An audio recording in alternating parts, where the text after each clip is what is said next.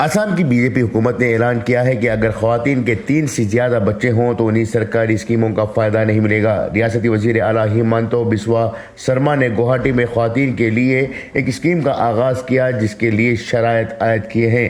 شرائط کے مطابق جن خواتین کے 3 سے زیادہ بچے ہیں انہیں اس اسکیم کا فائدہ نہیں ملے گا۔ وزیر اعلیٰ سرما نے اسکیم کے بارے میں جانکاری دی۔ انہوں نے بتایا کہ اسکیم کے تحت ریاست میں سیلف ہیلپ گروپس کو 39 لاکھ خواتین کو 3 سالوں کے اندر 3 مراحل میں اس اسکیم کے تحت کاروبار کرنے کے لیے شرائط کے ساتھ مالی امداد دی جائے گی۔ اس کے لیے 145 کاروباری ماڈلز کی نشاندہی کر کے ان کا انتخاب کیا گیا ہے۔